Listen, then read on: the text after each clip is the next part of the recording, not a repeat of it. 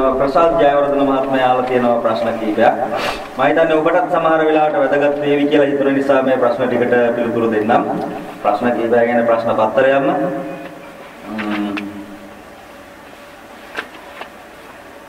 මුහුදේ ඇතිවන රළ විඳෙන හඬ හා මුහුදු සුලන් අරමුණු කොටගෙන මුහුදු වෙරළකට ආසන්න ස්ථානයක් භාවනාවට සුදුසුද?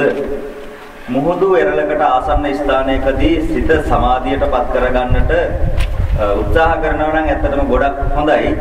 හේතුව එහි වෙනස් ක්‍රමයකට තමයි මුහුදේ හැම වෙලාවකම රළ බිඳීම සිදු වෙන්නේ. හිටි ගමන් රළ එකකට එකක් ගැටිලා අමුතු සද්දයක් පිට වෙනවා. ඒ සද්දයට අමතරව හිමින් සමහර වෙලාවට රළ පෙරලි ඇවිල්ලා වෙරළට වදින ආකාරය මේ ආකාරයේ වෙනස් ස්වරූපයකින් තමයි මුහුදේ ඇතිවන ක්‍රියාදාමය සිද්ධ වෙන්නේ. නමුත් ආපෝ කසිනේ කියන්නේ ජලය අරමුණු කරන කසිනයක් විදිහට භාවිතා කරන්න මුහුද සුදුසු නැහැ. නමුත් අර ගෝසාකාරී ස්වභාවය අපේ අනිකුත් අරමුණු වලින් ඈත් කරලා එක අරමුණකට ගැනීමේ ස්වභාවයකට පත් කරගන්න ලෙහෙසි මුහුදෙදී. මොකද මුහුදු අයිනකට වුණාට පස්සේ සුළං අමනවා සුලන් නාසයට වදින්නේ නැති ප්‍රතිවිරුද්ධ දෙසට පාඩි වුණාට පස්සේ මොහොත දිහා බලාගෙන නෙවෙයි අනිත් පස බලාගෙන තමයි සමාධියකට ගොඩක් වෙලාවට වාඩි වෙන්න මොහොත වෙරළේදී. එතකොට මේ නැගෙන සුලගෙන් අපිට බාධාවක් වෙන්නේ නැහැ, නාසයට අපිට අපහසුාවක් වෙන්නේ නැහැ. මොකද හුස්ම සෙමෙන් තමයි අපිට වැටෙන්න සමාධියටපත් වුණොත් එහෙම වෙලාවෙදී අර සෙමෙන් වැටෙන හුස්මට වඩා වැඩි වේගයකින් නාසයට හුලං ඇතුල් වෙනකොට අපිට බරක් ඒක පීඩාවක් සමාධිය බිඳෙන්න පුළුවන්. නමුත් යම් අරමුණක් ගැනීම සඳහා ඒක අරමුණකට සිත තබා ගැනීමේ ක්‍රමයක් විදිහට මුහුදු අයිනේදී අපිට පහසුයි අර නොඑක් ශබ්දයන් අරමුණු කොටගෙන විකාශනය කරගෙන තමයි මොහොතක ශබ්දය ඉන්නේ. ඒ නිසා අර අපේ ඇස කන නාසය දිව ශරීරය තුල ලැබෙන වෙනත් අරමුණු ඒ වගේම සිත තුල නැගෙන ගොඩක් දේ අරමුණු ඈත් කරගෙන මොහොතටම අපේ සිත අරමුණු කරගන්න පුළුවන්. එහෙම වුණොත් අපේ සිත සමාධියටපත් කරගන්න පහසු වෙනවා. නමුත් අනිකුත් භාවනාංගයන් වඩනකොට මොහොත අයින ඉඳගෙන කරන්න අමාරුයි. මොහොත අයිනේදී පුළුවන් වෙන්නේ සමාධි භාවනා වඩන්නට විතරයි. ඊළඟට නලල් තලය අරමුණු කොටගෙන භාවනා වේ යෙදී සිටියේදී දම් පැහැති ආලෝක ලපයක් ක්‍රමයෙන් විශාල වී ශරීරය තුළට මහත් ආලෝකයක් සමගින් ඇතුළු වනවා මෙන් දැනුනි. එවිට ශරීරයේ අතපය ලොක් වීමෙන් ලොක් වෙලා වගේ දැනුණා. එම ආලෝකය හිසේ සිට පාදයේ දක්වා එළිය වන විට මහත් ශක්තියක් මෙන් සනීපයක් ශරීරයට දැනුණා. මේ භාවනාවේ යම්කිසි අධියරක්ද එයම අරමුණු කොටගෙන සිටියේ යුතුද නැත්නම් අතහැර දැමිය යුතු දෙයක්ද පහදා දෙන්න. යම් කෙනෙක් සමාධි භාවනාවේ යෙදෙනකොට නලල් තලය අරමුණු කරගෙන කරන භාවනාව අපි ගොඩක් වෙලාවට ඇසුරු කරනවා අසුභ භූමියේදී. නලල් තලය කියලා කියන්නේ අපේ ශරීරයේහි එහෙම නැත්නම් මොළයේහි බල මර්මය තුලින් නිකුත් වෙන ශක්තියක් නිකුත් වෙන අපේ ශරීරයේ ක්‍රියාත්මක වෙන චක්‍ර හතක් තියෙනවා. ඒ කියන්නේ ශක්ති පිට වෙන තැන් හතක් තියෙනවා. ඒකෙන් ප්‍රධාන තැන තමයි නලල් තලය මැදේ. මේ නලල් තලයේ මැදේ පුංචි ස්නායු කොටසක් එක්ක මොළයට සම්බන්ධ වෙච්ච ප්‍රධාන ශක්තියක් ගමන් කරන තැනක් තියෙනවා. ඒ නිසා නලල් තලය ගැන අරමුණු කරගෙන ඉන්න විට අපිට අපේ ඇසෙන් දකින්නේ නැති ස්වභාව ධර්ම තුල ක්‍රියාත්මක වෙන ආලෝකයේහි ප්‍රභවය අපිට දැනෙන්නට ගන්නවා. ආලෝකයේ ප්‍රභවය. ඒ කියන්නේ ආලෝක ශක්තිය. මේ ආලෝක ශක්තිය අපේ නලල් තලය තුල අරමුණු වෙලා ටිකෙන් ටික විශාල වෙලා මුලදී දම් පැහැති, රතු පැහැති, අඳුරු පැහැති ආලෝකයක් දැකලා පසුව අවර්ණ ආලෝකයක් සමහර වෙලාවට ලා නිල් පැහැවෙන්නත් පුළුවන්. නිකන් ඒකට කියන්න වචනයක් නැහැ මොන පාටද කියන. ඒ පැහැබර ආලෝකයක් දැකලා ඒ ශරීරය හරහා ගමන් කරලා මුළු ශරීරයේ හිස සිට පාදාන්තය දක්වාම අපිට දැනෙන්න ගන්නවා. මේ ඇවිල්ලා තියෙන්නේ කසිනයක්. ඒ කියන්නේ හැම භාවනාවකම අවසාන අග්‍රය තමයි කසිනය. එතකොට මේ මහත්මයාට ඇවිල්ලා තියෙන්නේ කායගත සතියට අදාළ කසිනාලෝකය. නලල් තලයේ තියා අරමුණු කරගෙන ඉන්න විට නලල් තලයේ ඔස්සේ ලැබුණු ශක්තියක් මුළු ශරීරයම වසාගෙන හිස සිට පාදාන්තය දක්වාම අරමුණු වෙලා ඒ පාදාන්තය දක්වා අරමුණු වුණාට පස්සේ හොඳ සැහැල්ලුවක් සනීපයක් ලැබිලා මුළු ශරීරය තුලම ක්‍රියාත්මක වෙන ශක්තියක් බවට පත් වෙලා ආලෝකයක් අපේ නළල් තලයට ඉදිරියෙන් අපේ මුහුණට ඉදිරියෙන් සමහර විට හඳක් වගේ තරම් ප්‍රමාණයකට ඇවිල්ලා රැඳිලා තියෙනවා. මේක දිහා බල ඉන්න යන්නේ නැතුව මේ භාවනාව දිගින් දිගටම සිදු කරන්න මේක අත්හැර දැමිය යුතු දෙයක් නෙමෙයි. මේ ආලෝකය රැඳිලා තියෙවිද. ඒ ආලෝකේ රඳවල තබා ගන්න පුළුවන් වේලාව අනුව තමයි ඉදිරි පියවර තීරණය කරන්න වෙන්නේ. එතකොට මේ ඉදිරි පියවරවලදී පැය භාගයක් විතර ප්‍රමාණයක් අපිට මේ ලබාගත්තා වූ කසින ආරම්භණය කරගෙන ඉන්න පුළුවන් නම් අපිට ඒ ප්‍රතිභාගය තුල ඊළඟ ධ්‍යාන අවස්ථාවන් සඳහා අවශ්‍ය භාවනා ක්‍රමයන් අනුගමනය කරන්න පුළුවන්. එතකොට සිත සමාධියටපත් වෙනවා නළල් තලයේ දිහා බලාගෙන ඉන්නකොට. අපි උදෙත් මේ භාවනාවක් කළා. මේ නළල් තලයේ දිහා බලාගෙන ඉන්නකොට සිත අරමුණු වෙලා කුංචි ආලෝකයක් වෙනිලා මේ ආලෝකය ටිකෙන් ටික විශාල වෙලා ශරීරය තුල ඇතුලේ මහත් ආලෝකයක් තියෙනවා වගේ හැම කෙනෙකුටම පේනවා. මෙන්න මේ අවස්ථාව තමයි අපිට වැදගත් වෙන්නේ. ඊට පසුව අපේ ඉදිරියේහි ඒ ආලෝකය ටිකක් පුංචි වෙලා අර ශරීරයේ වසාගත් ආලෝකය ටිකක් පුංචි වෙලා බෙර ඇසක් තරම් ප්‍රමාණයට පොඩි වෙලා අපේ ඉදිරියට කොයි වෙලාවක හරි එනවා. මේක තමයි කසින ආලෝකය.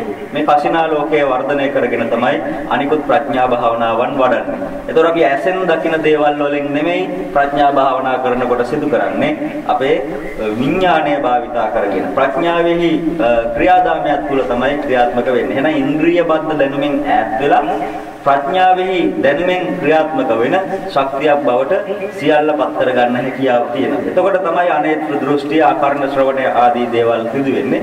මේ අවස්ථාව දක්වා මේ වන විට තත්ත්වයටපත් වෙනකොට කෙනෙක් පුජ්‍යලේ තමන්ගේ සිත තුළ ඇති කර ගන්නා වූ කෙලෙස් සිතිවිලි වලින් බොහෝ දුරට ඉබේම ස්වභාවයෙන්ම බැහැර වෙනවා. යම් කෙනෙක් තමන්ට සිතෙන කෙලෙස් සිතිවිලි තියෙනවා නම් ඒ දේවල් හරිද වැරදිද, මම මේකෙන් ඉවත් වෙන්න ඕනද, මට මේක හිතට වැරද්දක්ද පීඩාවක්ද, අනිත් අයට වැරද්දක්ද පීඩාවක්ද කියන දේ පවා තමන්ට අවබෝධයෙන් අත්හරින්නට පුළුවන් අවස්ථාව දක්වාපත් වෙනවා මේ දිගින් දිගටම සිදු කරන විට. එක දවසක් ඒ දේ සිදු වුණාට පස්සේ දෙවෙනි දවසේ සමහර අයට සිදු වෙන්නේ නැහැ මේක. එහෙම වෙන්නේ අර වෙන පළවෙනි දවසේ දැක්ක දේ දෙවෙනි දවසේ බලන්න හදනකොට බලන්න එපා. ඒ භාවනාව සුපුරුදු පරිදි කරමින් ඉන්න. ඒ වගේම ආලෝකය ඇවිල්ලා ඔබගේ ඉදිරිපස නවතිවි කොයි වෙලාවක හරි. මා දැනට කාලයක පටන් බුදුන් වහන්සේට තෙල් මල් පහන් පූජා කරන ස්ථානයට තරමක් පහලින් කතරගම දේව රූපයට හා විෂ්ණු දේව පිළිමයකට පහනක් දැල්වීමට පුරුදු වී සිටිමි. බුදුන් වහන්සේට මල් පහන් පූජා කර පසු එම පහන් දැල්වන්නේ බුද්ධ ශාසනය ආරක්ෂා කරන්නා වූ දෙවිවරුන් වෙනුවෙන් හා මාගේ ව්‍යාපාරික කටයුතු සාර්ථක වීමක් යන අරමුණු කොටගෙනයි.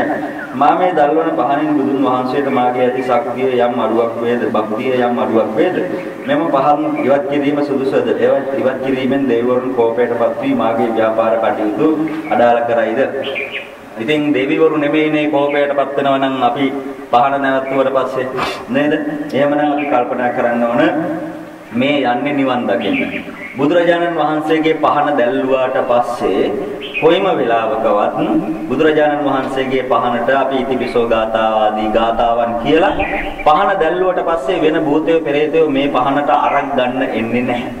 හැබැයි දෙවියන් අරබයා පත්තු කරන පහන් වලට අවට ඉන්න භූතයෝ ප්‍රේතයෝ යක්ෂයෝ ඇවිල්ලා මේවත් එක්ක ක්‍රියාත්මක වෙනවා. කොයිම වෙලාවකවත් විෂ්ණු දෙවියෝවත් කතරගම දෙවියෝවත් මේ කිසි කෙනෙක් එක්ක තරහ මරහ ඇති කරගන්නේ නැහැ පහන් තියලා නැවැත්තුව කියලා. නමුත් හැම වෙලාවකම මතක තියාගන්න භූතයෝ ප්‍රේතයෝ ඔය වගේ දේව තැන් වලට අනිවාර්යෙන් නිරන්තරයෙන් එනවා මේ පහන් තියෙන තැන් වලට. ඒ නිසා බුදුරජාණන් වහන්සේ අනුගමනය කරන අපි හැම වෙලාවකම ඉහළම ශක්තිය වන බුදුහාමුදුරුවෝ අනුගමනය කරනව ඇරෙන්න අනිකුත් දෙවි දේවතාවුන් අනුගමනය කරන්න ගියොත් අපි මිත්‍යා දෘෂ්ටික ගණයට වැටෙනවා. ඒ එකක්. ඊළඟ දේ තමයි බුදුරජාණන් වහන්සේගේ ධර්මය තුල ක්‍රියාත්මක වෙන්නේ තමන්ගේ සිතෙහි ප්‍රබල බව හා සිතෙහි ශක්තිය තුල තමන්ගේ සියලු දියුණුව ඇති කරගන්නා වූ මාවත. සිතෙහි හොඳ බලයක් ගොඩනගාගෙන අපි දුස්චරිත වලින් ඈත් වෙලා ඉන්නවනම් කිසි දෙවියෙකුට භූතයෙකුට ප්‍රේතයෙකුට අපිට කරන්න පුළුවන් දෙයක් නෙමෙයි. අපිට උදව් කරන්න ඕන්ට බෑ. අපේ හිත වෙනස් කරන්න, මිනිස්සුන්ගේ හිත වෙනස් කරන්න ආදී දේවල් ඕන්ට පුළුවන් වුණාට අපිට පරිගන්න ඒ දේවල් කරන්න බෑ. එහෙමනම් හොඳින් අවබෝධ කරගන්නට ඕන අපි බුදුරජාණන් වහන්සේව අනුගමනය කරන අපිට සීලබ්බත පරාමාසයන්හි ගණයට වැටෙන්නා වූත් ඒ වගේම මිත්‍යා දෘෂ්ටික දේවල් වල ගණයට වැටෙන්නා වූත් ඒ දේව ඇදහිලි අපි තුලින් ඈත් කරගන්න එක. නමුත් හැම වෙලාවකම දෙවියන්ට ගරු කරන්නට ඕන. දැන් අපි කරන දේවල් යහපත්ව සිදු කරන අවස්ථාවේදී ඔවුන් අපිට යහපත ඔවුන් ප්‍රාර්ථනා කරනවා. ඒ නිසා ප්‍රාර්ථනා කරන නිසා අපි හැම වෙලාවකම සිදු කරන යහපත් දේවල් වලදී ඕනෑම කෙනෙකුට මේ විශ්වයේ ඉන්න යහපත් ඕනෑම කෙනෙකුට අපි කරන මේ යහපත් දේ දිහා බලාගෙන සතුටු සිත් ඇති කරගනිත්වා කියලා අපි කියනවා ඇරෙන්න අපි අමාරුවෙන් කරපු මේ පින් ටික අනේ ඔබ අනුමෝදන් වෙත්වා කියලා ඉවරලා මේ කරගත්ත පින් ටික දෙන්නට යන්න එපා. අපි කරන්නේ මොකද්ද? මේ යහපත් දේ ඔවුනුත් දැකලා ඔවුනුත් සතුටු වේවා කියලා කියන්න ඕන. මේ වචනය වැරදියට පද කරලාගෙන අපි හැම වෙලාවකම කරන පින් ටික ඔබට අනුමෝදන් කරනවා කියලා කරන ටික උන්ට දෙනවා. අපි මේ පින් කරගන්නේ අපිට තියාගන්න. අපි අනුන්ට කරන වහල්ලු වෙන්න ඕනේ නැහැ. අපි යමක් කරනකොට ඔවුන්ට සතුටු වෙන්න පුළුවන් වෙනවා. අපි සතුටු වෙන්න පුළුවන් විදියට කරලා දෙන්න ඕනේ. අන්න ඊට පස්සේ ඔවුන් ඒකෙන් ඇති කරගන්නා වූ චිත්ත ප්‍රීතිය ඔවුන්ට ආහාරයක් වගේ සිද්ධ වෙනවා. ඒ නිසා එහි ඕජස තුලින් ඔවුන්ට යම් විනායාමක් සිදු වෙනවා. ඔවුන් අපිට අනුග්‍රහ දක්වනවා. මතක තියාගන්න දිව්‍ය ලෝකවල ඉන්න කට්ටියට පින් අවශ්‍ය වෙන්නේ නැහැ. ඒ පින් ටික එයාලා කරගත්ත පින් ටිකයි භුක්ති විඳගෙන යන්නේ. අලුතෙන් පින් දෙන්න උවමනා වෙන්නේ නැහැ. ඒ වැරදි මතයක්. අපේ ආගම තුලට ගෙනාපු දේව සංකල්පය දාගන්න ගෙනාපු දේවල් ටික. ඒ නිසා කොයිම වෙලාවකවත් අනිකුත් දෙවි දේවතාවෝ විශේෂයෙන්ම නියමාකාරයෙන් දෙවි දේවතාවෝ කියලා අපි හඳුන්වන්නේ බුදුරජාණන් වහන්සේගේ ධර්මය ආරක්ෂා කරන්නේ නියම දෙවි දේවතාවෝ. ඒ නියම දෙවි දේවතාවෝ ඉන්නේ ඒ දිව්‍ය තලවල. ඒ දිව්‍ය තලවලයි නියම දෙවි දේවතාවෝ ඉන්නේ. අපි දෙවියෝ කියන කට්ටිය කියලා හඳුන්වන්නේ තව්තිසාව ආදී දෙව්ලොව. චාතුර්මහා රාජිකාදී දෙව්ලොව ඉන්න අයට. එහෙම නැතුව මේ ආකාශයේ ඉන්න අයයි, ගස්වල ඉන්න අයයි, ගල්වල ඉන්න අයයි, මේ ආකාශාටට බුම්මට්ටා දේවානාගා මහිද්దిక මේ අය මේ දෙවිවරු කියලා කියන්නේ අර යක්ෂ ආත්ම භාවයන් වලට වැඩිය ඩිංගක් ඉහළින් ඉන්න හින්දා එහෙම නැත්නම් ඔවුන් යම් සමාජයේ ඇසුරු පිරු තැන්වල හිටපු නිසා ඔවුන්ට දෙවියන් කියන නාමය අපි බෞද්ධ ආගමේදී දැනුම් දෙන්නේවත් නැහැ. දෙවියන් කියලා කියන්නේ නියම බුදුරජාණන් වහන්සේ දේශනා කරපු අර තව්තිසාවේ චාතුර්මහා රාජිකේ ආදී තැන්වල ඉන්න දෙවියන්ට. අන්න ඒ අයයි දිව්‍ය ලෝකවල ඉන්න අය. එහෙනම් දිව්‍ය ලෝකවල ඉන්න අයට දෙවියන් කියලා කියනවා. අපි සාමාන්‍යයෙන් රටවැසියෝ කියලා කියනෝනේ. ඉන්දියාවේ පුරවැසි භාවයේ තියෙන කෙනාට ඉන්දියානුවෙක් කියනවා. ඇමරිකා පුරවැසි භාවයක් තියෙන කෙනෙකුට ඇමරිකානුවෙක් කියලා කියනවා. ලංකාවේ කියන කෙනෙකුට පුරවැසි භාවයක් තියෙන කෙනෙකුට කියනවා ශ්‍රී ලාංකිකයෙක් කියලා. මේ එක රටකටවත් අයිති වෙන්නේ නැති කෙනෙකුට අපි කියන්නේ මොන නමද? අන්න එතකොට කල්පනා කරන්න. ඒත් මිනිස්සු තමයි. නමුත් මේ මිනිස්සුන්ට අයිතියක් නැහැ, තැනක් නැහැ, මුකුත් නැහැ. ඔය ඉබාගාතේ ඇවිදවිද ඉන්න අය ඉන්නවා අහිකුන් ටිකෝ වගේ. එහෙනම් මිනිස්සු තමයි අහිකුන් ටිකෝ. ඔවුන්ගේ ක්‍රියාකාරීත්වයන් වෙනස්. ඔවුන්ගේ සමාජ චර්යාධම් වෙනස්. දිව්‍ය ලෝකවල ඉන්න අයත් ඒ වගේ තමයි. ඒ නිසා දිව්‍ය ලෝකවලට අයත් නැති දෙවි දේවතාවුන් වැඳීම බෞද්ධයන් වන අපට කරන්න තියෙන හොඳ දෙයක් නෙමෙයි. ඒ නිසා දෙවි දේවතාවුන් නාමයෙන් අපි හඳුන්වන ගොඩාක් අය දෙවියෝ නෙමෙයි. ඔවුන් සමාජයේ යම් එක්කෝ ඉන්දියාවෙන් පළවා හැරපු අය ලංකාවේ ඇවිල්ලා කොතන හරි කන්න බොන්න නැතුව කරන්න දෙයක් නැහැ. ඉන්දියාව වගේ රටක ඉස්සර ආගම් හැදහුවා. හොඳට බුද්ධි මට්ටමක් තිබුණා. ඔවුන් කරපු වැරදි වැඩකට පැත්තක් ගාලා ලංකාව මේ මූදට දැම්මා. ඔවුන් ගහගෙන ඇවිල්ලා මූද අයිනේ කොහේ හරි තැනක ඉන්නකොට අපේ මිනිස්සු දැක්ක අහඹු මිනිස්සෙක් ලස්සන මිනිස්සු ඇඟේ පාටවල් හොඳයි. අපේ මිනිස්සු වගේ නෙමෙයි ප්‍රියමනාපයි. දෙවියෙක් වැඩලයි කියලා හිතාගෙන කන්න බොන්න දුන්නා. ඔවුන් මොකද ඒකෙන් අපේ මිනිස්සුන්ව රවටා ගත්තා. එක තැන ඉඳලා කාලා බීලා පොඩ්ඩක් ධානයසිත එහෙම ඇති කරගන්න පුළුවන් බණ භාවනා ක්‍රම ඉන්දියාවේ තිබුණා. ඒ දේවල් අනුගමනය කරපු කට්ටිය ප්‍රාතිහාර්ය ආදී දේවල් සුළු දේවල් කරන්න ගත්තා. එතකොට අපේ මිනිස්සු හිතුවා මේ දෙවියෝ තමයි කියන්නේ. අන්න ඒ වගේ අය තමයි ওই මූදු කරේ අයින දිගේ දිගටම අදහා ඉන්නේ. දිව්‍ය ලෝකවල ඉන්න අයට දෙවියෝ කියනවා අපි. බුදුරජාණන් වහන්සේගේ ධර්මය ආරක්ෂා කරන්න දීලා තියෙන්නේ සක්‍ර ද්‍රවේන්ද්‍රයන්ට තව්තිසාවේ. ඒ වගේම අපි චාතුර්මහා රාජික දිව්‍ය ලෝකයේ ඉන්න සතරවරම් දෙවිවරු 4 දෙනාට අනෙක් කිසි කෙනෙකුට නෙමෙයි ආරක්ෂා කරන්න දුන්නේ. ඒ නිසා අපි හැම වෙලාවකම අර වැරදි පුහු මත ගෙනල්ලා ඒ වැරදි මත වලින් කවුරු හරි කිව්ව පළියට අපි කිසි දෙයක් පිළිගන්න එපා. බුදුරජාණන් වහන්සේගේ ධර්මය ඇසුරු කරන්නා වූ දෙවිවරු ආරක්ෂා කරන්නා දෙවිවරු ඉන්නේ සදෙව් තලයේ විතරයි. වෙනත් තැන්වල නැහැ. ඒ නිසා මේ මනුස්ස ලෝකයට සමගාමීව ගස්ගල් වල ඉන්න, බිම ඉන්න, මල් ආශ්‍රය කරන, රුක්ක මූල ආශ්‍රය කරන, භූමියේ වෙසෙන ඒ වගේ අය අපේ මිනිස්සු ඒ අය හොඳ දේවල් කරපු අය තමයි සමහර විට. ඒව කරනකොට අපේ මිනිස්සුන්ට ඔවුන්ව දේවත්වයෙන් පුදන්න හිතුණා. මහසෙන් දෙවියෝ බලන්න රට ශාස්ත්‍රීක කළා, වැව් හැදුවා, මිනිස්සුන්ට කන්න බොන්න දුන්නා. අනේ අපේ මහසෙන් දෙවියෝ කියලා මිනිස්සු කිව්වා ජීවමානව ඉද්දි. මිය ගියාට පස්සේ දෙවියෙක් විදියට යාට සලකන්න ගත්තා. අදත් මේ මිනිස්සු මේ පැත්තේ මහසෙන් දෙවියන්ට වෙනුම් බෙදුම් කරනවා. ගම්බාර දෙවියොත් එහෙමයි. ඒ වගේ මේ ගම්බාර දෙවියෝ හොඳ දේත් කළා, නරක දේත් කළා.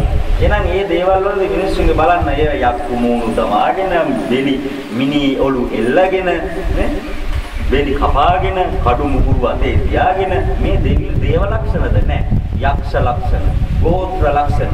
ඒ නිසා මුලින් අවබෝධ කරගන්න කොයිම වෙලාවකවත් බෞද්ධයෙක් විදියට අන්‍ය පිහිට පතන්න එපා. දෙවිවරු අපෙන් පිහිට පතනවා.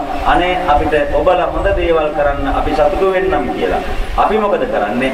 වැරදි දේවල් කරලා ඒකෙන් ආරක්ෂා වෙන්න යක්ෂය භූතය ප්‍රාර්ථනා කළාට වැඩක් වෙන්නේ නැහැ. බෞද්ධයෝ විදියට අපි නියම බෞද්ධකම අනුගමනය කරනවා නම් හැම වෙලාවකම බුදුන් වහන්සේ හැර අන් සරණක් අපිට නැහැ. නත්ති මේ සරණං අඤ්ඤං බුද්ධෝ මේ සරණං වරං. එහෙම නැත්නම් ශ්‍රී සද්ධර්මයේ තරම්, එහෙම නැත්නම් ආර්ය උත්තමයන් තරම් අපිට වෙනත් සරණක් නැහැ කියන සංකල්පය අපිට තියෙන්නට ඕන. පහන පැත්තකින් දැම්ම කියලා පහන පත්තු කරේ නැතුව හිටිය කියලා, අර දේව පින්තූරේ පැත්තකින් තියුවා කියලා ඔවුන් අපෙන් පරිගන්නේ නැහැ. ඔවුන් අපෙන් පරිගන්නේ නැහැ. හැබැයි පරිගන්න අවස්ථාවල් තියෙනවා. අර පහන් තියුවට පස්සේ ඒ පහන් තියෙන වෙලාවේදී අපේ ඇඟ වෙවුල නම් පහන තියන්නේ. නිකන් ආරූඪ වෙලා ආවේශ වෙලා පහන් තියෙන. පහන තියෙන වෙලාවට ආරූඪ වෙනවා. ආවේශ වෙනවා. අන්න එහෙම තැන්වල භූතයේ පෙරේතය ඇවිල්ලා läගගෙන ඉන්නවා. අන්න ඒ වගේ පහනක් අයින් කරනකොට අන්න ඒ වගේ අයට බාධාවක් පීඩාවක් ලැබෙනවා. එහෙම නැතුව මේ නිකම්ම පහනක් අයින් කළා කියලා වෙන්නේ නැහැ. ඕනනම් හිතේ තව ශක්තියක් ඇති වෙන්න ඕන නම් දවසක් දෙකක් ඒ පහන තියනකොට මම මේ පහන අදින් පස්සේ මෙතන තියන්නේ නැහැ.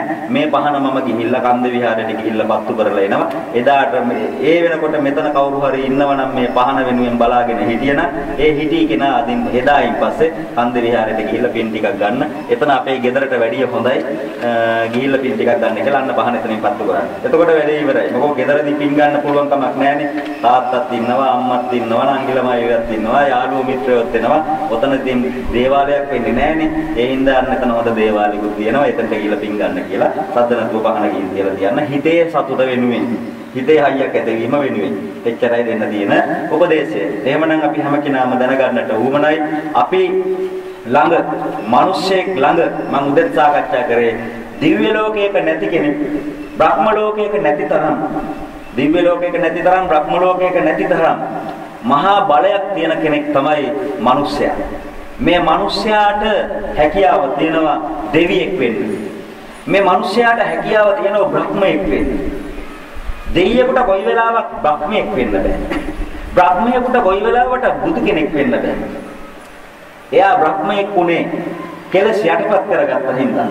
භාවනා වඩලා කෙලස් යටපත් කරගත්ත හින්දා. දෙවියෙකුට බ්‍රහ්මයෙක් වෙන්න බෑ. එයා දෙවියෙක් උනේ පින් ටිකක් කලින් භවයේදී කරපු හින්දා.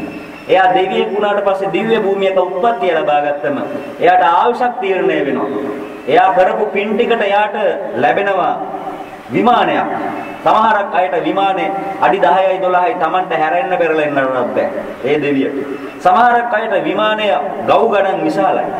සමහරක් අයට පොකුණු විල් මල් මේ සියලුම දේවල් එක්ක සමහරක් අය දෙවියෙක් වුණත් මහා දුක්ඛිත ජීවිතයක් ගෙවනවා. එහා මෙහා යන්නත් නැහැ, දේව සමාගම් වලට ගන්නෙත් නැහැ. එහෙනම් දෙවියෙකුට කොයිම වෙලාවකවත් බ්‍රහ්මයෙක් වෙන්න බැරි නම් බ්‍රහ්මයෙකුට එයින් එහාට යන්න විදියක් නැහැ.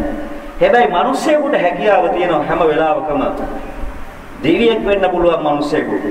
මිනිස්සෙකුට හැකියාව තියෙනවා බ්‍රහ්මයෙක් වෙන්න. ඒ වගේම තමයි මිනිස්සයාට හැකියාව තියෙනවා සම්මා සම්බුද්ධත්වයටපත් වෙන්න, රහතන් වහන්සේ කෙනෙක් වෙන්න. මේ මිනිස්සෙකුට හැකියාව තියෙනවා. මිනිස්සෙකුට හැකියාව තියෙනවා මේ ඉපදිපදි මැරෙන සංසාර චක්‍රය නවත්තන්න.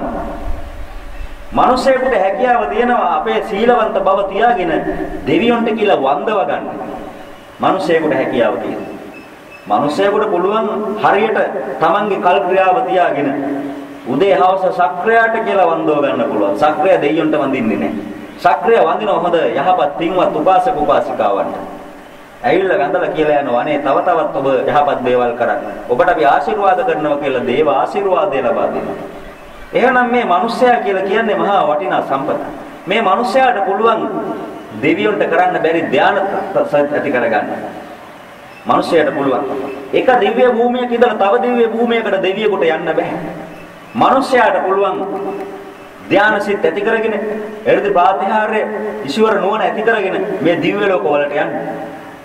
තව දිශාවේ ඉන්න දෙවියන්ට බෑ නාග ලෝකෙට යන්න. මිනිසයාට පුළුවන් නාග ලෝකෙට යන්න. ඒ தත්ත්වයටපත් වෙලා. මිනිසයාට පුළුවන් බ්‍රහ්ම ලෝකෙට යන්න. දෙවියෙකුට බෑ බ්‍රහ්ම ලෝකෙකට යන්න. බුදුරජාණන් වහන්සේ බ්‍රහ්ම ලෝකවලට ගිහිල්ලා ඉවරලා බග බ්‍රහ්මයක් দমনය කරලා ආ මුගලන් හාමුදුරුවෝ සතියකට දෙකකට තුනකට සැරයක් දිව්‍ය ලෝකවල ගිහිල්ලා දිව්‍ය සැප සම්පත් වුන් ලබාගත්තේ කොහොමද කියලා ඉවරලා විමසලා එනම දෙවියන්ගේ ශක්‍රයාට කියලා බුදුරජාණන් වහන්සේ වන්දව ගන්නවා බ්‍රහ්මියෝ ඇවිල්ලා වඳිනවා. මේ මිනිසයා කියලා කියන්නේ මහා උතුම් බලයක් තියෙන කෙනෙක්. එහෙනම් අන්නේ උතුම් බලයක් තියෙන කෙනා ඒ බලයක් නැති කෙනා කියන දෙයන්සේම මේ මිනිස්සු ඉන්නවා සමාජයේ. බලයක් තියෙන මිනිස්සුත් ඉන්නවා බලයක් නැති අයත් ඉන්නවා. මොන බලයද? තමන්ගේ සිත দমনය කරගත්තා වූ බලය, සිල්වත් බලය. එහෙනම් ඒ සිල්වත් බලය තියෙන කෙනෙකුට මේ මිනිස්සෙකුට මේ විශ්වයෙන් කරන්න බැරි දෙයක් නැහැ. ඒ නිසා තමන් පාපකාරී දේවල් කරන කෙනෙකුට පාපකාරී දේවල් කරන දෙවි දේවතාවුන්ගෙන් උදව් උපකාර අවශ්‍ය වෙනවා. පාපකාරී දේවල් සිදු කරන කෙනාට පාපකාරී දේවල් සිදු කරන දෙවි දේවතාවන්ගේ පිහිට ආරක්ෂාව වෙනුවෙන් ඒ දේවල් කරන්න අවශ්‍ය වෙනවා. ඇයි වුන්ට ආරක්ෂාව සපයන්නේ අර අය? එහෙනම් හොරු ටිකක් අහු වුණා වගේ තමයි. නමුත් යහපත් දේවල් කරන කෙනෙකුට තව කාගේවත් අවසරයක් අවශ්‍ය වෙන්නේ නැහැ. යහපතක් අවශ්‍ය වෙන්නේ නැහැ. ඉල්ලන්න වුමනා වෙන්නේ නැහැ. කණ්ඩායමට එකතු කරගන්න ඕන වෙන්නේ නැහැ. අපි යහපත් දේවල් සිදු කරනවා නම් සක්‍ර දේවේන්ද්‍රයාගේ ඉඳලා අනිකුත් සියලුම යහපත් දෙවි දේවතාවෝ අන්න අතන හොඳ කෙනෙක් ඉන්නවා. අන්න අතන ඉන්නවා සිරිවිමල් කියලා කෙනෙක්. අන්න ඔවුන් හොඳ දේවල් කරනවා. අන්න ඔවුන්ට අපි ආශිර්වාද කරන්න ඕන කියලා ඉවරලා ආශිර්වාද කරනවා. එහෙමයි මේ ස්වභාව ධර්මයේ ක්‍රියාවලිය. එහෙනම් මේ මිනිස්සයා කියලා කියන සංකල්පයට පවා කවුම වෙලාවකවත් කොයි වෙලාවකවත් අගෞරව කරන්න එපා මේ මිනිස්සයා කියන සංකල්පය. මිනිස්සයා කියන සංකල්පයට අගෞරව කරන්නේ කොහොමද? සිතෙන්, කයින්, වචනයෙන් අසංවර වෙලා තමයි අගෞරව කරන්නේ. හොඳ සංවරතාවයක් ඇතුව මම උදේ ඉඳලා කියපු දහම් වල තියෙන මූලික හරය ඔබගේ ජීවිතයට එකතු කරගත්තොත් ඔබට ඕනෑම දෙයක් මේ ලෝකේ කරන්න පුළුවන්. ඉගෙන ගන්න පොඩි දරුවට හොඳට අධ්‍යාපනය ලබන්න පුළුවන්. කියා දෙන දේ මතක හිටිනවා. මේ පොඩි ළමයින්ට ගොඩක් වෙලාවට මතක හිටින්නේ නැත්තේ ඇයි? ඔන්න ඉස්කෝලේ යන සියලු දෙනාම අහගන්න. මේ කුඩා දරුවන්ට මතක හිටින්නේ නැත්තේ ඇයි? මේ කුඩා දරුවන්ගේ හිත ඇතුලේ බිය ඇති කරගෙන ඉන්නවා. දෙමව්පියෝ බය කරලා තියෙනවා මෙයාලව. මේ කුඩා දරුවන්ගෙන් ඕන නැති බලාපොරොත්තු ඉල්ල ගන්නවා. මොකද්ද? පුතා මොනවද කැමති? දොස්තර කෙනෙක් වෙන්න. ඔන්න එහෙනම් දොස්තර කෙනෙක් වෙන්න ඕන. උදේ ඉඳලා ආවස් වෙනකම් බෑග් මල්ලකුත් එල්ලලා වතුර බට්ටත් ඕකට දාලා උදේ 4ට නැගිටින්නේ රෑ 6ට 4 ගෙදර එන්නේ පන්ති ගිහිල්ලා අනේ කන්නත් නැහැ බොන්නත් නැහැ. මේ ළමයට සෙල්ලම් කරන්නවත් නැහැ. හිත නිදහසකුත් නැහැ. හැමතිස්සෙම පාඩම. අම්මා තාත්තගේ බලාපොරොත්තු තමයි මේ ළමයා ටිකක් ඉගෙන ගනීවි, ශිෂ්‍යත්වයේ පාස් වේවි, 10 විභාගේ පාස් වේවි. මේ බලාපොරොත්තු ඉෂ්ට කරන්නත් ඕන. මේ සමහරක් ළමයි විභාග ප්‍රතිඵල සවුත්තු නිසා වසබීලා මැරිච්ච ළමයි ඉන්නවා. වාහන වලට පැනපු ළමයි ඉන්නවා. මේ ජීවිතේම කාලකන්ණි කරගත්ත අය ඉන්නවා. ඇයි ඒ ළමයා විභාගේ ෆේල් වුණොත් ගෙදර ගියාට පස්සේ ගෙදරින් ලැබෙන පීඩන වලට බයෙන් ඉන්නවා. හරියට සත්තු ටිකක් හදනවා වගේ සත්තු ටිකක් බෝ කරනවා වගේ. මෙන්න මේ බය බීතිය හිතේ තියාගෙන ඉන්නකොට මේ හිතට කියා දෙන කරුණු වැදගත් කරුණු මතකයට එන්නේ නැහැ. ඒ එකක්. ඒ වගේම තමයි මේ ළමයින්ට අද කාල සීමාවේ අනිත් ළමයි අතර සංසන්දනාත්මක දෙයක් සිදු වෙනවා. සමහර ළමයි වාහනයකින් ගිහිල්ලා බහින්න ඉස්කෝලේ ගාව හොඳට ඇඳ පැළඳගෙන එනවා. Tamanට එහෙම දෙයක් නැහැ. ඒ අන්නේ වගේ පුංචි දේවල් ටිකක් තියෙනවා. මොකද මේ හැම කෙනාම අපි පාසල් යන කාලේදී හොඳට ඔබ කල්පනා කරලා බලන්න. එක ඇඳුමක් ඇඳගෙන එක සෙරෙප්පු දෙකක් දමාගෙන හැමෝම ඉස්කෝලේ ගියා, පයින් ආවා. හැම කෙනාගේම ඇඳුම් වල දන් ගෙඩි වල කහට, හිඹටු ගෙඩි වල කහට, වෙරළු කහට, නේ ගොරක ගෙඩියක කහට මේ ඔක්කොම ගාගෙන තමයි අපි ගියේ. දැන් එහෙම නෙමෙයි. දැන් ඊට වැඩිය වෙනස්. ඒ නිසා එක එක්කෙනාත් එක්ක සංසන්දනාත්මක බවකටපත් වෙනවා. ඒ වගේම තමයි දැන් සිත ඇතුලේ තියෙන්නේ මහා විකෘති දේවල්. පුංචි කාල සීමාවේ ඉඳලා ඉන්ටර්නෙට් පාවිච්චි කරන්න දන්නව, දුරකථනය පාවිච්චි කරන්න දන්නව. මේ දේවල් වල තියෙන පුංචි කුණහරුප දේවල් ටික ඉගෙනගෙන ළමයින්ගේ දැන් හිත විකාර වෙනවා. අපි ඉස්කෝලේ 10 12 යන කාලේවත් අපි දන්නේ නැහැ සමහර වෙලාවට මේ ගෑනු ළමයෙක් එක මේ පිරිමි ළමයෙක් එක කටයුතු කරන්නේ මොනවද කියලාවත් අපි දන්නේ නැහැ. අපි මේ හිතාගෙන හිටියන්නේ ගෑනු ළමයෙක් එක ළඟට වෙලා මේ අතින් අල්ලගෙන කතා කරන එකක් ගැන තමයි මේ යාළු වෙනවයි කියලා කියන්නේ. අද නම් ඉස්කෝලේ 6 7 යනකොට මේ යාළු වෙනවයි කියන එක සමහර විට ඊට වැඩිය ටිකක් දුරට එහා ගිහිල්ලා. ඒ නිසා මෙන්න මේ සංකල්ප මේ විසිරුණු ලෝකයේ මේ මිනිස්සුන්ගේ අත ළඟට ඇවිල්ලා මේ ලෝකයේ තියෙන සියලුම සංකර දේවල් මේ ළමයින්ගේ ඔළුව වලට දාලා. එහෙනම් මේ දෙමව්පියොත් මේ දේවල් කරනවා. දෙමව්පියෝ හැම කෙනාගේම පාවිච්චි කරන්නේ මැසේජ් එකක් යවන්න පුළුවන් ෆෝන් එකක් නෙමෙයි. දුරකථනයක් ගන්න පුළුවන් ෆෝන් එකක් නෙමෙයි. මේ දුරකථනය මේ ළමයි ඔන් කරලා බලනවා මේ දුරකථනයේ තියෙන දේවල් විකෘති මනසක් ඇති වෙන ආකාරය. ඒ වගේම තමයි ගෙදර තියෙන ටීවී එක. ගෙදර තියෙන ටීවී එක මේකේ බලන්න ඕමනා දේවල් නෙමෙයි ප්‍රචාරය වෙන්නේ. ළමා මනස විකෘති කරන ඒවා. අම්මා තාත්තා මේ සියලු දෙනා එක්කම හවස 6 7 වෙනකොට ටෙලිනාට්‍ය වේලාව ටෙලිනාට්‍ය හෝරාව පටන් ගන්නකොටම ගිහිල්ලා කට්ටිය එක්ක එකතු වෙලා වාඩි වෙලා මේව බලනවා. ළමයි ළපටි ඔක්කොමත් එක්ක. බලලා ඔක්කොම කරලා ඉවරලා දැන් පාඩම් කරපළා. උදේ 6 4ට නැගිටලා පාසල් ගිහිල්ලා හවස පන්ති වලට ගිහිල්ලා හවස 6ට විතර එන මේ දරුවත් එක්ක දෙමව්පියෝ කතා බහ කරන්නේ කොතනින්ද? අර ටීවී එක ගාව ඉඳගෙන. මේ ටීවී එකේ තියෙන දේවල් ටික ඔක්කොම ළමයින්ගේ මනසේ. දැන් ඉතින් ළමයා පාඩම් කරන්න යනවා. පාඩම් කරන්න ගියාන් පස්සේ ළමයාගේ ඔළුවට එන්නේ අර ටෙලිනාට්‍යයේ තිබිච්ච දේවල් ටික. මෙන්න මෙහෙම ළමයි ප්‍රමාණයක් ඇති කරලා මේ ළමයින්ගෙන් අසීමිත දේවල් අසීමිත ශක්තියින් බලාපොරොත්තු වෙනවා. එහෙම බලා ගන්න බෑ. ඒ නිසා දෙමව්පියන්ගේ වටිනාකමක් තියෙනවා. ළමයා ශිෂ්‍යත්ව විභාගෙට ලියනවා නම්, ගෙදර ඉගෙන ගන්න ළමයි ඉන්නවා නම්, ගෙදරක ටීවී එකක් තියෙන්න ඕන තමයි. මේක සුභෝභෝගී භාණ්ඩයක් නෙමෙයි අද වෙනකොට අත්‍යවශ්‍ය භාණ්ඩයක්. මේ ළමයි එක ප්‍රවෘත්ති අහන්න. ප්‍රවෘත්ති අහලා ඉවරනාට පස්සේ රටේ ලෝකේ තොරතුරු ටික දැනගත්තාට පස්සේ ඕක කරලා පැත්තකට දාන්න. මොනද මේ වැඩක් නැති දේවල් ඊට අනුන් අඬන දේවල් අනුන්ගේ ජීවිත ප්‍රවෘත්ති දික්කසාද වෙන හැටි ඔය ටෙලිනාට්‍ය හැම එකම තියෙන දික්කසාද වෙන හැටි දැන් ටෙලිනාට්‍ය කීපයක් බලාගෙන යන්න මිනිහා වැඩට යනකම් ඉඳලා හොර මිනිහෙක් ගෙදරට එන හැටි මේ ටෙලිනාට්‍ය පෙන්නන්නේ මේවා බලන්න ඒවා එතකොට අපේ ළමයි ඉගෙන ගන්න නැද්ද අපේ සමාජයේ මේ දේවල් නෙමෙයිද කරන්නේ ඒ නිසා හොඳින් මතක තියාගන්න ඉගෙන ගන්න ළමයෙක් ඉන්න ගෙදර වැදගත් ටෙලිනාට්‍යයක් තියෙනවා නම් අපේ දැන් ඔය බුදුන් වහන්සේ බෝධිසත්වයන් ගැන කියන ටෙලිනාට්‍යයක් ඔන්න මොකක්ද ඒක යනවා අන්න ඒ වගේ දෙයක් බලන්න දුන්නට කමක් නැහැ ඊට පස්සේ පැත්තකට කරලා දැම්ම දෙමව්පියෝ බලන්න ඕනෙත් නේ මහත්තයයි නෝනයි දෙන්නම එකට බලනවා මහත්තයා ඔෆිස් එකට ගිහිල්ලා කල්පනා කරනවා ඊයේ රාත්‍රියේ ටෙලිනාට්‍යය වුණා වගේ දැන් නෝන ගෙදර තනියෙන් මොකෙක් හරි ඇවිල්ලා ගෙදරට රින්ගයිද දන්නේ නැහැ මහත්තයා සැකෙන් ඉන්නේ නෝනත් කල්පනා කරනවා අර ඊයේ ටෙලිනාට්‍යයක් දැක්ක මහත්තයා වැඩට ගිහපු වෙලාවේ පරණ පෙම්පම් සම්බන්ධතාවයක් මතක් කරලා ගත්තා. දැන් ඉතින් ටෙලිෆෝන් නම්බරේ පොත් කරලා පෙරලා හොයනවා නෝනා. ඇයි ටෙලිනාට්‍යයෙන් ඉගෙන ගත්තේ මේක? ඉතින් මේ දේවල් අපේ ජීවිතය තුළ හැම කෙනාටම ලැබෙන්නට අවශ්‍ය තත්ත්වයට දැන්පත් කරගෙන. ඒ නිසා ඉගෙන ගන්න ළමයි ඉන්නවනම් සම්පූර්ණම ඔබගේ ගෙදර තියෙන රූපවාහිනී යන්ත්‍රය අයින් කරන්න. මගේ ගෙදරත් එකක් තියෙනවා මමත් ඒක ඔබට කිව්වා වගේම ප්‍රවෘත්ති බලන්න දෙන්නෙත් නෑ මම අදම ගිහිල්ලා ඒකත් අයින් කරලා දානවා මම එක දවසක් අඟල් 36ක එකක් ගත්ත ගමන් ගැහුවා පොළවේ දැන් අඟල් 12ක විතර එකක් තියලා තියෙනවා ප්‍රවෘත්ති බලන්න කියලා නමුත් ප්‍රවෘත්ති බලනව නෙමෙයි ඒකත් මට අහුවෙලා දෙනවා සැරින් සැරේ නුවමනා දෙයට පාවිච්චි කරනවා මම එතකොට කරන්නේ මොකද්ද මුදලක් හදලා කනේ පාඩුවේ කියලා බලන්නේ නෑ ගත්ත ගමන්ම පොළවේ ගන්නවා මම ඒ දේ කරනවා මම ඔබට කියනවා වගේම මම අනුගමනය කරනවා. මම යහපත අයහපත හැම දෙයකම හොඳින්ම තීරණය කරලා හිතේ තියාගෙන ඉන්නවා අවශ්‍ය තැනදී තීරණ ගන්නවා. එහෙනම් ඔබත් ඔබගේ පුංචි දූ දරුවොත් එක්ක ওই විභාග ජයග්‍රහණය කරන්න මේ බෝධින් වහන්සේ ගාවට ඇවිල්ලා මලක් පහනක් පූජා කරන්නට කලින් ඒකෙන් ආශිර්වාද ගන්න කලින් ගෙදර දොර ඉස්සෙල්ලා පිරිසිදු කරන්න ඒ ළමයට තියෙන වාතාවරණය හදන්න ඒ විභාගේ ජයග්‍රහණය කරන්න නම් වැරදි මානසික දේවල් ළමයට දෙන්නේ නැතිව ඔබගේ ළමයා හරියට හදන්න නම් හැම කෙනෙකුටම දුරකථනයක් දීලා වැඩක් නැති දේවල් මේකත් එක්ක ක්‍රියාත්මක වෙනවා. ඒ නිසා මෙන්න මේ වැඩක් නැති දේවල් ජීවිතෙන් අයින් කරවලා හොඳ යහපත් දරුවෙක් හදන්නට උත්සාහ කරන්න. හදන්න. ඒ සඳහා දෙමව්පියන්ගේ වටිනාකමක් තියෙනවා වගකීමක් තියෙනවා. අද ගුරුවරුත් ඇවිල්ලා ඉන්නවා කිව්වා. ගුරුවරු එන්න බලන්න ළමයි එක්ක සිල් ගන්න යනවා ගුරුවරු. ළමයි එක්ක බණ භාවනා කරන්න යනවා ගුරුවරු. ඒ වගේ ඉන්නේ ගුරුවරු බොහෝම අතලොස්සයි. වැඩි හරියක් ගුරුවරු ඉන්නේ මොකටද?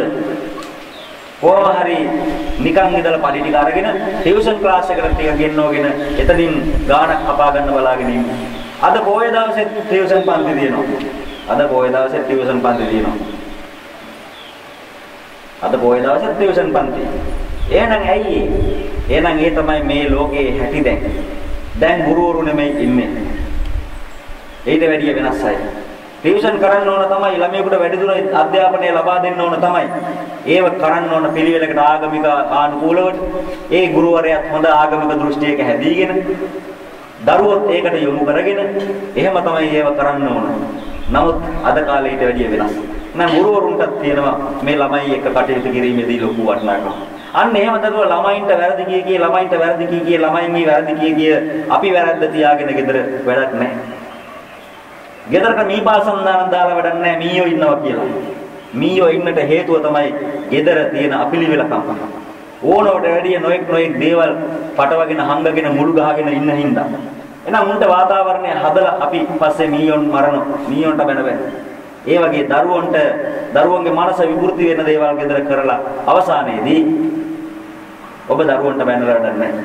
ඒ නිසා අද අසපු භූමියේ ඉන්නවනම් පින්වත් දරුවෝ ටිකක් ඔබ අදර ගෙදර ගිහිල්ලා තාත්තා අම්මා ඔබට තැළුවත් ඔබ ගෙදර තියෙන ටීවී එකේ ප්ලග් එකෙන් ගලවලා ඔබට පුළුවන් විදිහට ඇඳ යටට තල්ලු කරලා දාලා තාත්තටයි අම්මටයි කියන්න මම ඉගෙනගෙන ඉවර වෙනකම් මේ ටීවී එක ආපහු මේ ගෙදර දාන්න එපා. ඕන්නම් ප්‍රවෘත්ති අහන්න රටේ ලෝකේ දේවල් දැනගන්න ඕන නම් තාත්තේ රේඩියෝ පුංචක් ගෙනල්ලා තියාගෙන ඕක අහන්න. කියන්න. බය නැතුව ඔබ පුංචි දේ දරුවෝ ටික ඔබගේ ඔළුව විනාශ වෙනව නැත්තම් ගලවන්න ප්ලග් එක උස්සගෙන යන ටීවී එක ගිහලා ඇඳ යටට තල්ලු කරලා දාලා කියන තාත්තේ මම ටීවී එක හැංගුවා. මම ඉගෙන ගන්න ඕන නම් මම හොඳ ලොකු මහත්තයෙක් වෙන්න ඕන නම් තාත්තේ අම්මේ අදින් පස්සේ ටීවී එක ගැන මතක් කරන්න එපා. මම ඉගෙනගෙන ඉවර වෙනකම්. අන්න එහෙම කරලා මේ පොඩි ළමයි පටන් ගන්න. දෙමව්පියෝ හැදෙන්නේ නැත්තම් ළමයිනේ ළමයිවත් හැදියල්ලා. ඒක කරන්න ඕන. එහෙම නැත්තම් වැඩක් වෙන්නේ නැහැ. ඒ නිසා මේ හැම කෙනාගේම යුතුයකමක් වගකීමක් තියෙනවා. බුදුරජාණන් වහන්සේ දේශනා කරපු මේ සද්ධර්මයේ විනාශ වෙන්න දෙන්නේ නැතුව ආරක්ෂා කරගන්න. අද පේනෝ නේද අපේ රටේ කොහොමද මේ ධර්මය ආරක්ෂා කරන්න කියලා. ආරක්ෂා කරන්න ඉන්න ඇත්තොත් කියා දෙන්න ඉන්න ඇත්තොත් මේ සිදු කරන විනාශය වින්නහිය බලනකොට අනේ අනිච්චං කියලා හිතනවා. ඔබට පුළුවන් තරමින් ඔබ අනිත් අයට ධර්මය දෙන්න. අනිත් අය එකතු කරගන්න. වටිනා දෙයක් දැන් ලබන මාසෙ තියෙනවා. ඔබට පුළුවන් නම් ඒ මහා දළදා පූජාව සඳහා මේ හැම කෙනෙකුටම හොඳ බෞද්ධයෙක් නම් අන්න ඔබට පුළුවන් නම් ඔබගේ හිත මිතුර අසල්වැසියා කවදාවත් සිල් ගත්තේ නැති කෙනෙක් ඔබට පුළුවන් නම් ඊළඟ දවසේ එක්කගෙන ඇවිල්ලා කියන්න මෙන්න මම එක්කගෙන ආවා කියලා. ඕනනම් 10 දෙනෙක් විතර 10 දෙනෙක් එක්කගෙන ඒවි. ඔබට ඒ හැකියාවක් නැහැ. ඒ නිසා Taman තනියෙන් මේ ගමන් මගෙන් එගොඩ වෙන්න හදනවට වැඩිය හොඳ උත්සාහයක් දරන්න. හොඳ ධෛර්යයක් ඇති කරගන්න මේ ජීවිතය තුළදී තවත් එකෙක් හරි මම මේ සවිරෙන් ගොඩ දානවා කියලා අදිෂ්ඨානයක් ඇතුව යන්න. බලමු අපි දැන් ලබන පොයේ දවසේ දළදා පූජාව දවසේ. කවදාවත් සිල් ගත්තේ නැති කෙනෙකුට අඩු ගානේ සිල් රෙද්දක් දෙන්න බැරි නම් ඔය තියෙන එකක් ඇඳගෙන වරින් පන් කියලා ඉවරලා ඇඳගෙන එන්න බලන්න පුළුවන්ද කියලා. මම ඔවුන්ව හදන්නම්. ඔවුන්ගේ හිත හරි පැත්තට ගන්නම්. ඔබට බැරි දේ මම කරන්නේ. හැබැයි ඔබගෙන් ඉල්ලන්නේ ඔවුන්ව යොමු කරන එක විතරයි. ඔවුන්ගේ හිත හදන්න පුළුවන්. සමහර වෙලාවට ඔබට වැඩි වේගෙන් යයි. ඔබට වැඩි මහත් වේගයෙන් යයි. මොනවා හරි දුකක් පීඩාවක් ලෙඩක් රෝගාබාධයක් හැදලා අසපු භූමියට ආපු අය ඉන්නවා. ඒ එන අයත් එක්ක ආපු අය ඉන්නවා. එහෙම නැත්නම් ආරංචියට අනේ බණ භාවනා කරනවා මෙන්න හොඳයි කියලා ඒකට ආරංචියෙන් ආපු අය ඉන්නවා. එහෙම පිරිසක් තමයි අසපු භූමියේ ඉන්නේ. කොහේවත් කවදාවත් සිල් අරගෙන නැහැ සමහර 80%ක්. මේ අසපු භූමියේ ඉන්න 80%ක්ම වෙන කොහේවත් සිල් අරගෙන නැහැ. මෙහෙදි තමයි ඉස්සෙල්ලම සිල් අරගෙන තියෙන්නේ. ඒ අය හරියට මග අනුගමනය කරගෙන ගිහිල්ලා මාසයක් දෙකක් හිටියම මොකක් හරි ප්‍රශ්නයකට අනේ මෙහෙ එන්න බැරි හින්දා ඔන්න දැන් යනවා ගමේ පන්සලට සිල් ටික ගන්න. ගියාට පස්සේ තමයි තේරෙන්නේ අනේ අසපුවේ බෙර සද්ද ඇහෙනවා පුද පූජා කරන ඇහෙනවා සාදුකාර දෙනවා ඇහෙනවා. අනේ මේ ගියපු තැන මොකුත් නැහැ. අන්න වෙනස තේරෙන්නේ. ඒ නිසා මේ සුමග සමාධි අසපුව තුලදී ඔබ හැම කෙනෙක් වෙනුවෙන් ඔබගේ ජීවිතය වෙනුවෙන් මේ සිදු කරන මහා සත්කාරයට මේ ව්‍යායාමයට ඔය පැත්තේ ඉඳගෙන මහා මහන්සියක් දරන ඔය රාජකරුණ මහත්මයාලා උපාලි මහත්මයාලා ඒ වගේම ඔය තව මහත්තුරු ගොඩක් ඉන්නවා. ඒ සියලු දෙනා කැපකිරීමක් කරලා මමත් එක්ක ඔබට ඔය සියලු දේවල් කරන්න. හැම වෙලාවකම දැන් ඔය පැත්තේ වෙනම කණ්ඩායමක ගිලම්පස කියනකොටම ගිලම්පස ටික ඔබට බෙදන්න සියලුම කණ්ඩායම් සූදානම් වෙලා ඒ සියල්ලටම හැඩ ගැහිලා Taman සෝත්සාහය. මම ඕම් මේ බෙදලා දීලා නෙමෙයි ඔබ මේක කරන්න ඕනේ කියලා නෙමෙයි. ඔබට පුවත්පත දෙන්න ඕන නම් අන්න පුවත්පත ටික ඇදගෙන ඇවිල්ලා ඔබට ඒක දෙනවා. කොහොම හරි ඔබට ඒක ඉෂ්ට කරලා දෙනවා. එයාගේ નિરાයාසයෙන් ඔබ වෙනුවෙන් කැපකිරීමක් වුන් කරනවා. ඔබ හින්දා හැම පොයක් දාස්දිම ඇවිල්ලා වැඩකට විත්ලක් කරගෙන ඕන පුද පූජාවකට සහභාගී වෙලා භාවනා ටිකක් කරලා නිදහසේ ගමන් කරනවා. එහෙනම් මෙන්න මේ වටිනා ගමන් මඟ තුලදී ඔබ සුමග පිම්බීම තුලදී ලබා ගන්නා වූ දැනුම දහම අහලා නිකම් පැත්තකට තියන්නේ නැතුව ඒක හිත ඇතුලේ තියන් තද කරගෙන ඉන්නේ නැතුව ඒක ප්‍රායෝගිකව ජීවිතයට එකතු කරගන්න. ප්‍රායෝගිකව ජීවිතයට එකතු කරගන්න. එහෙම ප්‍රායෝගිකව ජීවිතයට එකතු කරගන්න යද්දි ඔබට බාධාවක් පීඩාවක් ආවොත් අන්න ඇවිල්ලා කියන්න ඕනම හස්ති රාජයෙක් වෙනුවෙන් බය නැතුව මම මේ දේවල් වලට මුහුණ දෙනවා. කිසිම ප්‍රශ්නයක් නැතුව. ඒ නිසා සුමග පිම්බීම තුලදී අපි සිදු කරන මේ මහා සත්කාරයේ වටිනාකම වටිනා ලෙස ආරක්ෂා කරගන්න ඔබ සියලු දෙනාටම හැකි වේවා කියලා ප්‍රාර්ථනා කරනවා. දැන් සමාධි භාවනාවක් සඳහා සූදානම් වෙන්න. සාදු සාදු